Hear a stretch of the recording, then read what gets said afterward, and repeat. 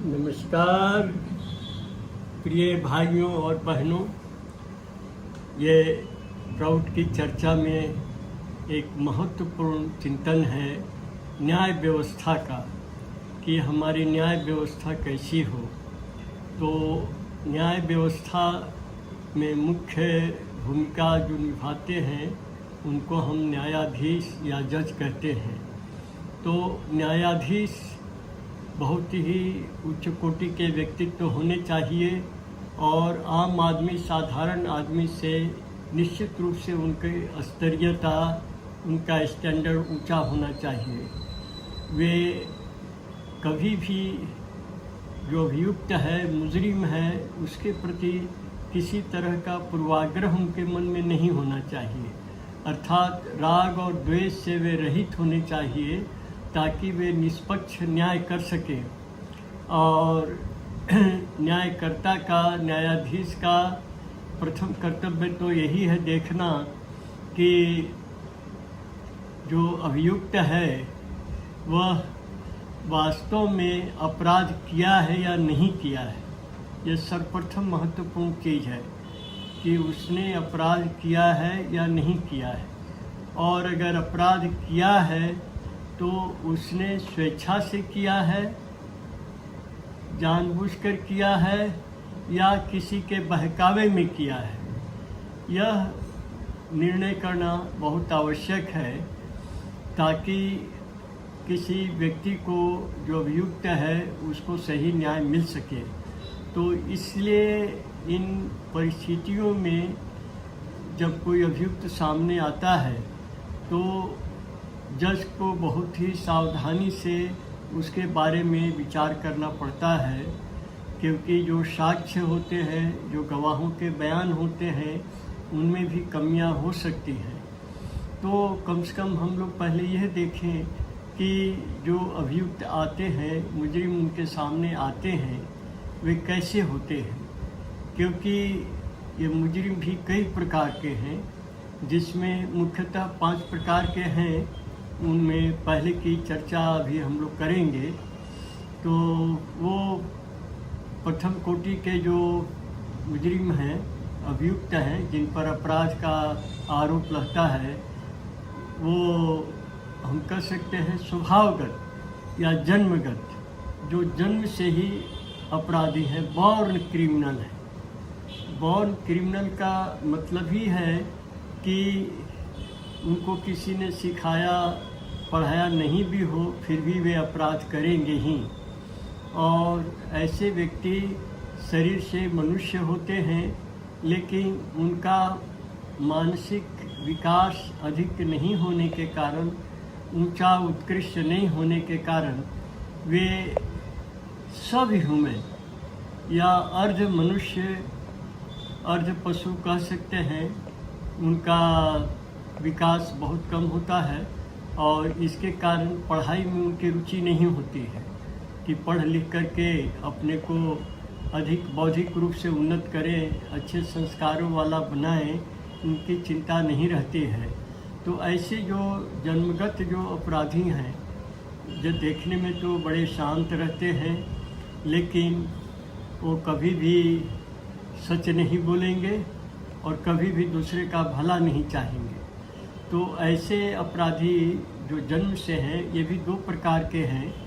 तो पहले तो जो है वो उतने खतरनाक नहीं होते हैं, लेकिन वे भी समाज के बोझ हैं, क्योंकि वे किसी का हित करने में रुचि नहीं रखते हैं और कोई झूठ बोलना इनका एक स्वभाव होता है, कभी सच बोलेंगे नहीं।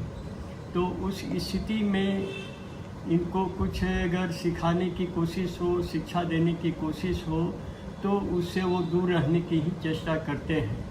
तो ऐसे जो अपराधी हैं जन्मगत का मतलब ही है कि इनके शरीर के जो ग्लैंड हैं, जो नस नाड़ियाँ हैं, उनमें विकार होने के कारण ये बचपन से ही, जन्म से ही इनके अंदर अपराध करने की प्रवृत्ति होती है। इसीलिए जो ग्लैंड्स हैं और नशे नाड़ियाँ हैं, जब तक उनमें सुधार नहीं लाया जाता है तब तक इनके अंदर सही विकास होना भी मुश्किल है। तो ये जो प्रथम कोटि के जन्मगत अपराधी हैं, ये कोई बहुत बड़ा, कुछ बहुत साहसिक, दुस्साहसिक इस तरह के अपराध करने से कतराते हैं। ये लोग पेटी थिप्स, जो हल्के फुल्के, जो चोरी है या सेंधमारी है, छीना झपटी है, इस तरह का काम करते हैं। इनमें पिक पॉकेट्स जैसे पॉकेट मार है, ये कभी भी आर्म रॉबरी तो कर नहीं सकते हैं कि किसी भी तरह का हिंसात्मक और बहुत मार पीट, मार धाड़ वाले जो अपराध हैं वो नहीं करते हैं।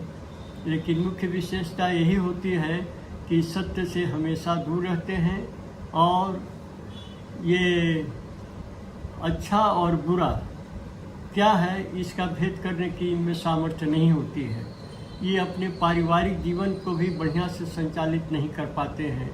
इनका फैमिली मैनेजमेंट भी बिल्कुल ही आधा अधूरा रहता है और ज़्यादातर समय ये केवल अपराध के चिंतन में, दूसरों को नुकसान करने में और नुकसान करके उसमें एक मज़ा मिले, एक सुख मिले, इस तरह के अपराधों में इनकी अभिरुचि रहती है। तो ये थोड़ा हल्के टाइप के हैं लेकिन जन्मगत हैं, अर्थात जो इनका डीएनए होता है जिसमें इनके व्यक्तित्व की विशेषता झलकती है, ये जन्म से ही इनका विकृत रहने के कारण ये इनको केवल बातचीत से सुधारा नहीं जा सकता है। और जो दूसरे तरह के जो अपराधी होते हैं जन्मगत, वे बड़े खतरनाक होते हैं और उनमें निर्दयता का गुण विशेष रूप से होता है कि किसी को कष्ट देना, उसका बुरा करना, अहित करना और उसी में उनको सुख मिलता है। तो ऐसे लोग मनुष्य का शरीर रहने पर भी एक पशु से भी ज़्यादा हिंस्र इनका व्यवहार होता है और इनको सुधारने के लिए जो जैसा प्रौढ़ की विचारधारा है कि हम लोग अपराधी को कभी भी दंड के दृष्टि से नहीं देखें कि इसको दंड देना है, कि इसने आई फॉर आई जो अंग्रेजी में कहा जाता है कि एकदम प्राण, जान के बदले जान, उससे जान लिया है तो इसका भी जान ले लिया जाए। इस तरह की भावना हमें अपराधी के प्रति नहीं रखनी है। उसके प्रति एक सहानुभूतिपूर्ण, एक प्रेम का, एक मानवता का व्यवहार रखना है। और जैसा मैंने पहले कहा था कि जो जेल खाना है वो दंड खाना नहीं होना चाहिए, दंडात्मक विधान वाली जगह नहीं होनी चाहिए, बल्कि वो सुधार और संस्कार करने वाले, उसके मनुष्य के भीतर जो मनुष्योचित गुण नहीं हैं उनको लाने का जिसके माध्यम से प्रयास होता है, उस तरह की चीज़ें उसमें करने की आवश्यकता है। और ये जो निष्ठुर प्रकार के जो बड़े खतरनाक और ये लोग भी इनसे दूर रहना चाहते हैं और ये भी समाज में घुल मिल के नहीं रहते हैं, ये क्रिमिनल गैंग्स जो होते हैं बड़े बड़े, उसको ज्वाइन कर लेते हैं और उनको ये नहीं महसूस होता है कि वो कोई गलत काम कर रहे हैं। और इस तरह से ये बहुत कुछ ऐसे भी होते हैं अपराधी जो सोचते हैं कि चलो दूसरों को लूट करके और उसको पैसा बांट दिया जाए गरीबों में, इस तरह के भी अपराध करते हैं ये। और ये बहुत अनजाने और असावधान लोगों को लूटने में इनको ज़्यादा आनंद आता है। तो इनके उपचार के लिए 3 स्तरों पर ये जो जन्मगत अपराधी है, प्रथम श्रेणी के या दूसरे श्रेणी के, जो मैंने कहा प्रथम वाले थोड़ा कम खतरनाक हैं लेकिन जन्मगत हैं, उनको दया, दयालुता, मानवता, हृदयवत्ता इनसे कोई मतलब नहीं। तो ये दोनों प्रकार के जो अपराधी हैं इनको दुरुस्त करने के लिए, सही रास्ते पर लाने के लिए एक मनोविज्ञान की सहायता भी बहुत ज़रूरी है कि उनके पहले मानसिकता को जाना जाए, मन स्थिति को जाना जाए कि किन परिस्थितियों में उन्होंने अपराध किया है। इसीलिए जहाँ पर मनोवैज्ञानिक को ये डॉक्टरों की, चिकित्सकों की और समाजशास्त्रियों की, जो सोशियोलॉजिस्ट हैं, इन दोनों की मदद की ज़रूरत है। क्योंकि जो साइकोलॉजिस्ट हैं, जो मनोविज्ञानी हैं, मनोचिकित्सक हैं, वे बताएंगे कि इनके किस तरह की मानसिक वृत्ति के कारण ये कर रहे हैं, स्वेच्छा से कर रहे हैं या किसी के बहकावे में कर रहे हैं, या इनमें और क्या क्या मानसिक विकृतियां हैं।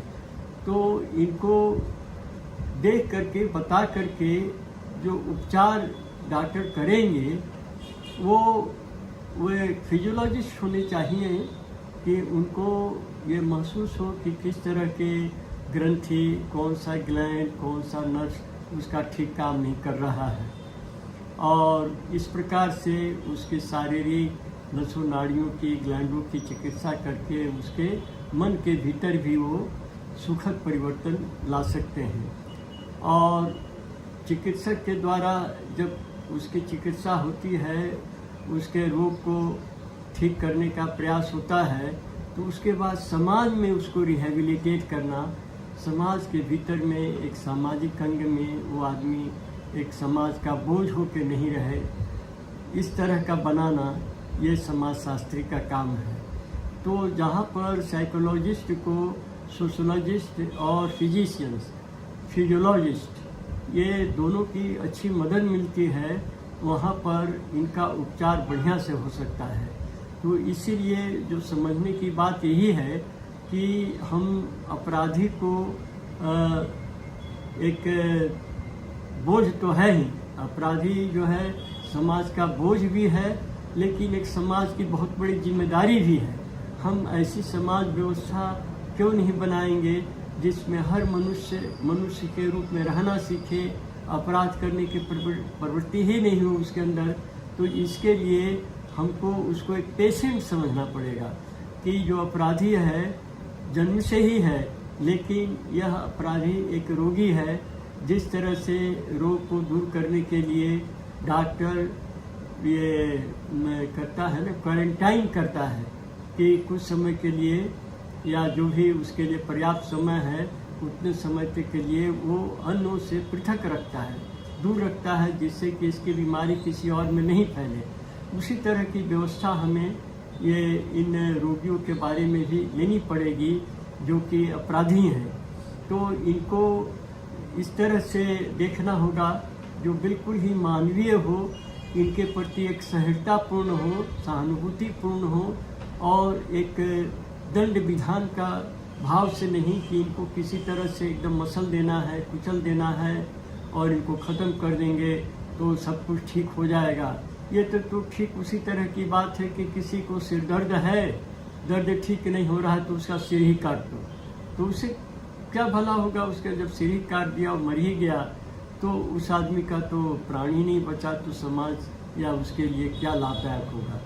इसीलिए इनको एक रोगी की तरह देखना है, और जो जेल खाना है, जो कारागार है, उसको एक अस्पताल के रूप में देखना है कि वहाँ जा कर के इनकी ऐसी चिकित्सा होगी, इस तरह का परिवेश इनको दिया जाएगा जिससे कोई एक सही मनुष्य का जीवन बिता सके। उनके भीतर जो है हमेशा ये रहे कि हम जो काम कर रहे हैं वो मनुष्य के लिए उचित नहीं है, ये मनुष्य बल्कि पाशविक वृत्ति से प्रेरित है और हम ऐसा करके समाज का बोझ बन के नहीं रहेंगे। तो इसीलिए जब तक समाज ये ऐसा नहीं बनता है, इस तरह की जब तक व्यवस्था नहीं होती है, तब तक हम उनको किसी भी तरह का दंड दे करके और उससे सोचे कि हमने एक अपराधी से मुक्ति पा ली, यह भी क्या उसी तरह का नहीं एक हिंसक स्वभाव है, जैसे वो दूसरे के प्रति ममता का भाव नहीं रखता है और दूसरों को कष्ट देके, मार करके, हत्या करके, दुखी करके जैसे वो सुख लेता है, उसी तरह ऐसे अपराधी को भी हम दुखी करके, मार करके, दंड दे करके एक सुख या राहत की भावना रखते हैं तो क्या हम भी उसी की तरह के नहीं अपराधी हैं? इसीलिए एक मानवीय दृष्टिकोण रखना पड़ेगा, एक करुणा का, प्रेम का, दया का, अपनापन का भाव रखना पड़ेगा। वो भी समाज का ही अंग है और उसको भी हम मानवोचित व्यवहार करेंगे, उसको भी भ्रातृवत व्यवहार करेंगे, एक परिवार के सदस्य के रूप में, सम्मानित रूप में रहने के लिए उसको जीवन शैली बना देंगे। यही हमारी और समाज की चेष्टा होनी चाहिए। नमस्कार।